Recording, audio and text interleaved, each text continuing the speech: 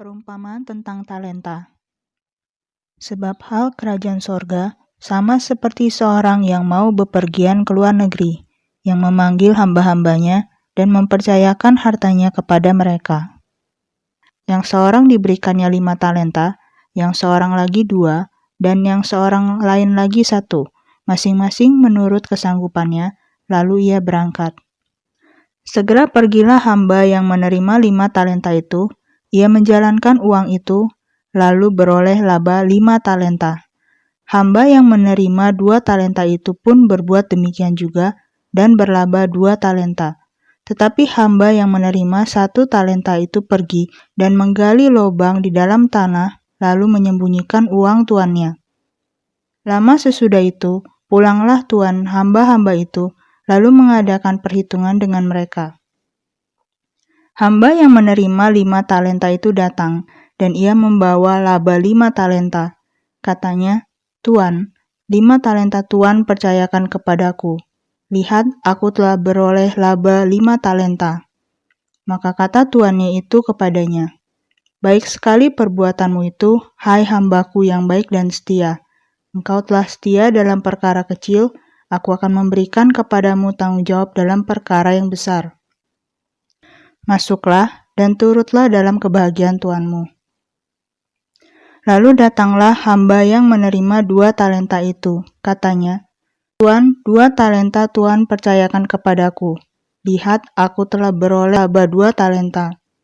Maka kata tuannya itu kepadanya, "Baik sekali perbuatanmu itu, hai hambaku yang baik dan setia. Engkau telah setia memikul tanggung jawab dalam perkara yang kecil, aku akan memberikan kepadamu tanggung jawab dalam perkara yang besar. Masuklah dan turutlah dalam kebahagiaan tuanmu." Kini datanglah juga hamba yang menerima 1 talenta itu dan berkata, "Tuan, aku tahu bahwa Tuan adalah manusia yang kejam, yang menuai di tempat di mana Tuan tidak menabur, dan yang memungut dari tempat di mana Tuan tidak menanam. Karena itu aku takut, dan pergi menyembunyikan talenta Tuan itu di dalam tanah. Ini, terimalah kepunyaan Tuan." Maka jawab tuannya itu, "Hai kamu hamba yang jahat dan malas.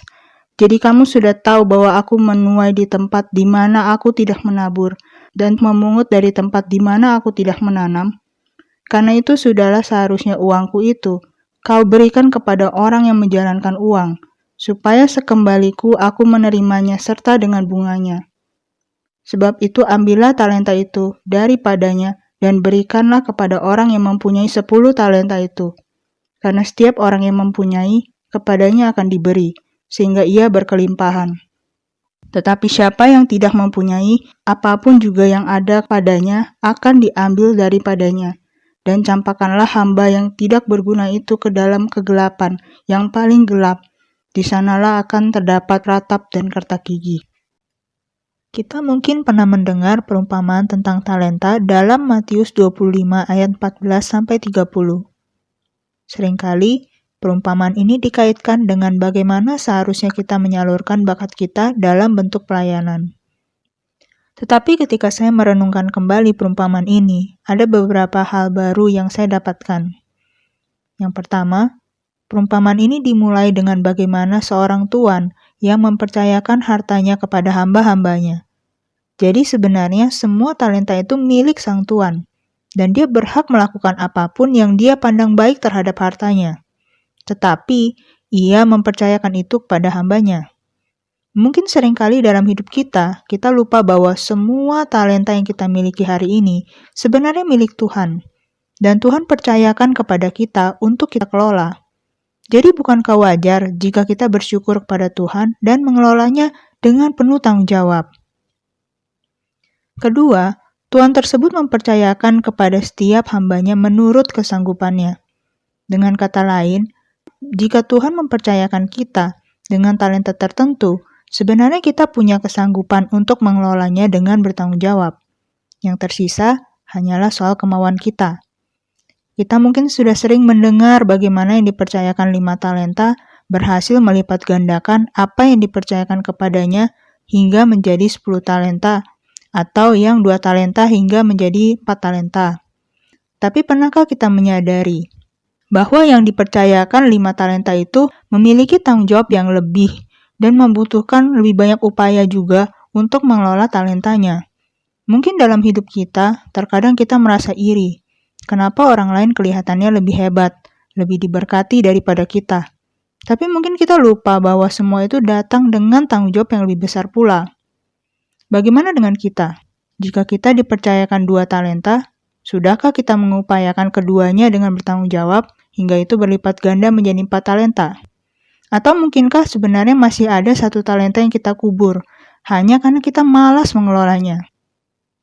Jika kita perhatikan dalam ayat tersebut, hamba yang mengubur 1 talenta itu beralasan bahwa tuannya itu kejam, maka dia menjadi takut lalu dia mengubur talentanya. Tapi tuannya melihat secara jelas akar permasalahan yang sebenarnya. Dia menyebut hamba tersebut jahat dan malas. Bagaimana dengan kita? Maukah kita bertanggung jawab atas segala sesuatu yang sudah Tuhan percayakan kepada kita? Mungkin 1 talenta itu bukan berupa bakat atau kemampuan khusus. Mungkin 1 talenta itu berupa waktu, atau tenaga, atau harta. Mungkin sudah saatnya kita berhenti membanding-bandingkan apa yang kita miliki dengan apa yang dimiliki orang lain, dan mulai bertanggung jawab atas apa yang sebenarnya sudah Tuhan percayakan kepada kita. Ingatlah bahwa barang siapa yang setia dalam perkara kecil, dia juga akan setia dalam perkara besar. Mari kita mulai bertanggung jawab untuk memaksimalkan segala sesuatu yang sudah Tuhan percayakan kepada kita. Amin. Saudara sekalian, marilah kita ingat, apapun yang kita miliki, talenta apapun, kepintaran apapun, kemungkinan kita hanya dapat 2 atau 1 atau 5. Nggak ada masalah. Yang penting, kita punya fokus, kita punya tujuan, kita punya cita-cita di hidup di dunia ini adalah untuk menyenangkan Tuhan. Ada yang punya talenta pintar cari uang, biarlah dia cari uang memberkati gereja. Ada yang pintar untuk main musik, biarlah dia memberkati gereja. Ada yang bisa pengkhotbah, biarlah dia menjadi pengkhotbah. Ada yang menjadi guru, biar dia menjadi guru. Ada yang nggak bisa jadi apa-apa, tapi setia mendampingin pendetanya atau penginjil. Lakukan itu. Semuanya kita mempunyai bagian. Jangan kita compare dengan orang lain, bahwa kita lebih nonjol daripada dia, kita lebih pintar, kita lebih kaya. Tidak. Saya respect orang yang membeli, tapi tidak mau sebut namanya. Saya lebih respect orang yang korban, tidak mau dipuji orang, tidak mau ditunjukkan ke orang lain. Kamu tahu nggak saya pengkhotbah? Kamu tahu nggak saya pendeta? Kamu tahu nggak saya pengusaha yang membantu? Nggak usah. Semuanya yang tahu itu Yesus cukup. Karena kita ini adalah hamba Dia. Dia adalah Tuhan kita. Kita setia terhadap Dia. Saya sering lihat orang itu yang disalahpahamin. Aduh, dia kurang cinta Tuhan. Nggak bisa kita hakimin orang lain. Kita nggak tahu. Dia tidak jadi pemimpin di gereja. Dia tidak menjadi connect group. Dia tidak jadi ini. Tapi dia itu berdoa terus di rumah untuk gereja. Apakah dia nggak cinta Tuhan? Dia cinta Tuhan sekali. Dia berdoa untuk pendetanya, untuk pelayanannya, supaya mereka diurapi Tuhan. Itu juga suatu pelayanan. Ada yang memberikan banyak uang untuk membantu gereja, tapi nggak disebut namanya. Nggak ada yang tahu. Apakah dia nggak cinta Tuhan? Tetap cinta Tuhan. Karena itu, saudara sekalian, marilah kita belajar bagaimana setia untuk memakai berkat Tuhan, talenta Tuhan yang Dia titipkan dalam kehidupan kita untuk memuliakan Dia dan juga memberkati orang lain. God bless you. Amin. Mari kita sama-sama berdoa. Tuhan Yesus, terima kasih atas firman Engkau. Biarlah kami bisa menjadi Tuhan hamba Engkau yang setia. Biarpun kami mempunyai 1 talenta, kami tetap mau memberikan yang terbaik. Biarpun kami 2, kami mau juga laku yang baik. Ataupun 5, tanggung jawab kami besar, kami tetap mau setia menjadi